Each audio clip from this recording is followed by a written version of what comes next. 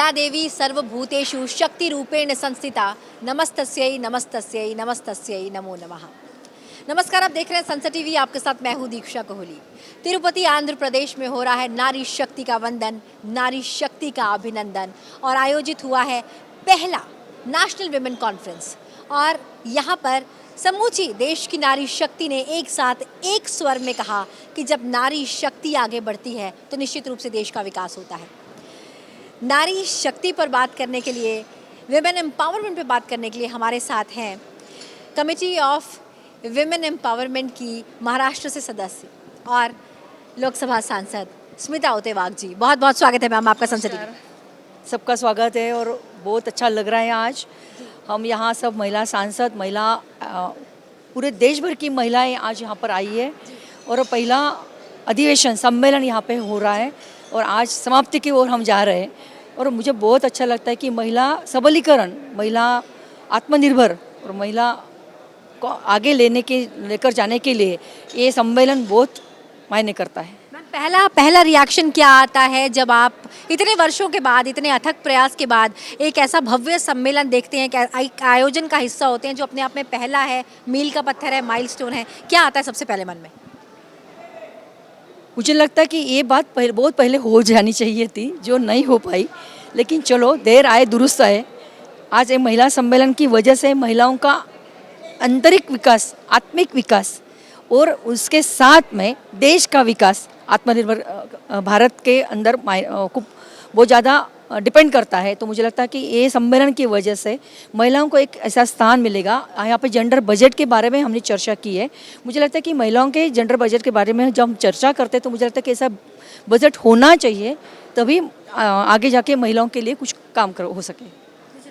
Ma'am, जब हम महिला सशक्तिकरण की बात करते हैं, अगर मैं सशक्तिकरण के सही मायने आपसे जानना चाहूँ, आपके लिए सशक्तिकरण क्या है?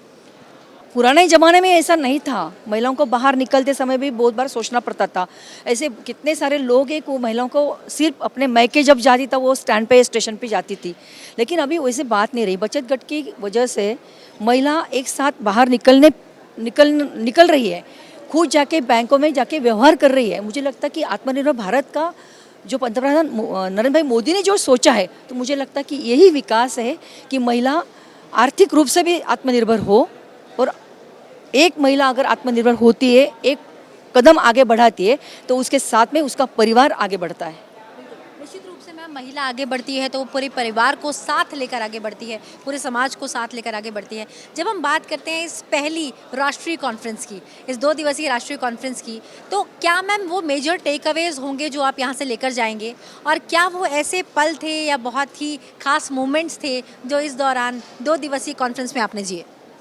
मुझे ऐसा लगता है कि आज ये 2 दिन का जो हमारा कॉन्फ्रेंस हुआ है उसमें हमारे सभापति से लेकर राज्यपाल, यहाँ के स्पीकर्स, सब ने अपने एक ऐसी बात रखी है महिलाओं के बारे में।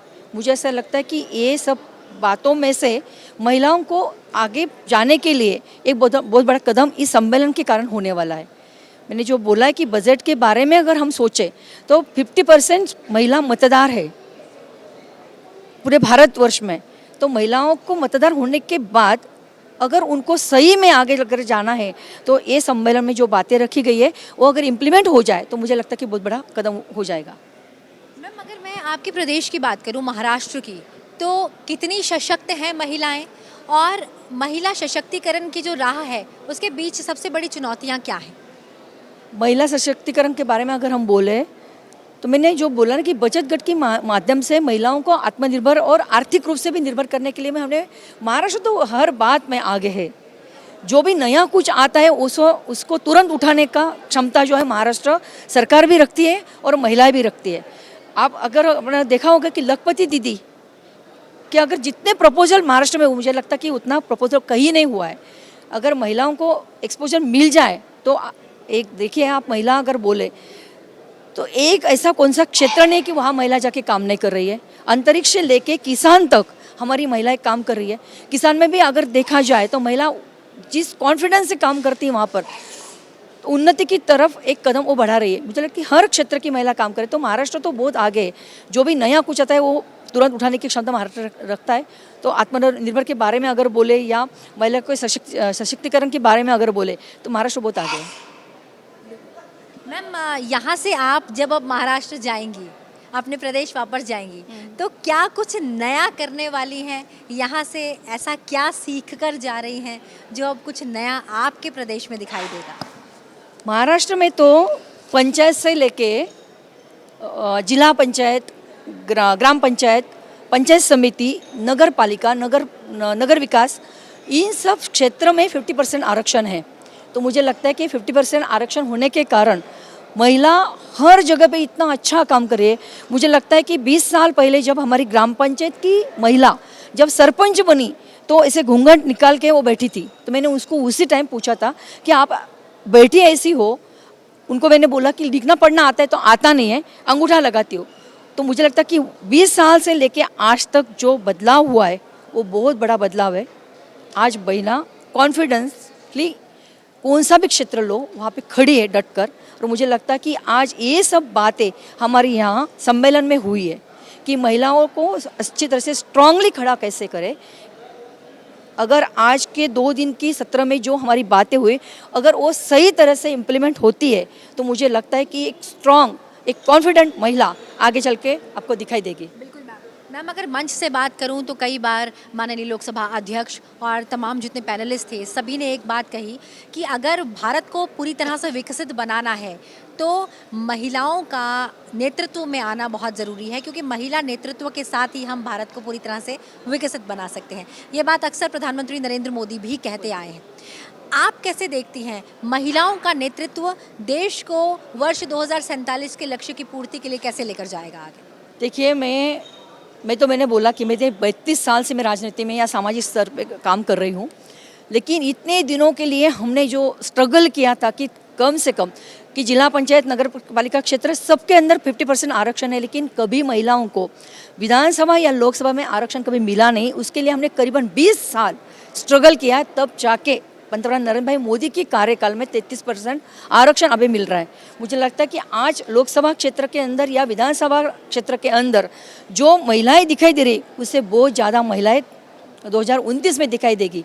और मुझे लगता है कि एक महिला जैसे सक्षम हाथों में अपना घर चलाती है, वही हाथों में अगर उसको लोकसभा या विधानसभा मिल जाए तो मुझे लगता है कि वही उतनी स्ट्रांगली बहुत अच्छा मैनेजमेंट करके देश को चलाएगी। अभी तो आप देख रहे हो कि हमारी अर्थ मंत्री निर्मला जी सीतारमण जो स्ट्रांगली काम कर रही है। अभी देखा आपने कि अपना जीएसटी के ऊपर सर्वसामान्य जनताओं के लिए जो बदलाव किया गया है, मुझे लगता है कि जो भी बात हम नहीं लेके आते हैं, अगर उसमें कुछ कठिनाई है तो वो सॉल्व करने की ताकत हमारे पंतप्रधान नरेंद्र भाई मोदी रखते हैं। और हमारे निर्मला जी सीतारमण ने करके दिखाया कि जीएसटी कम करके सर्वसामान्य जनता के लिए जो चीज़ें जरूरी है उसका जीएसटी कम करके एक स्ट्रांग भारत खड़ा करने का काम हमारी एक महिला ने नेतृत्व ने किया है।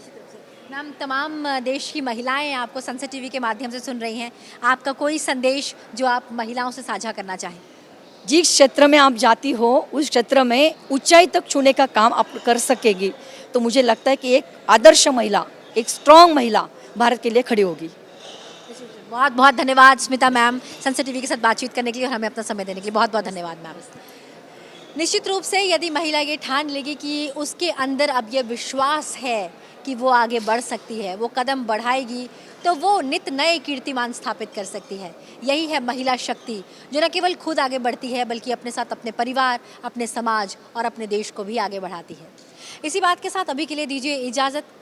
तिरुपति, आंध्र प्रदेश से कैमरा पर्सन अजेंद्र कुमार के साथ दीक्षा कोहली, संसद टीवी के लिए।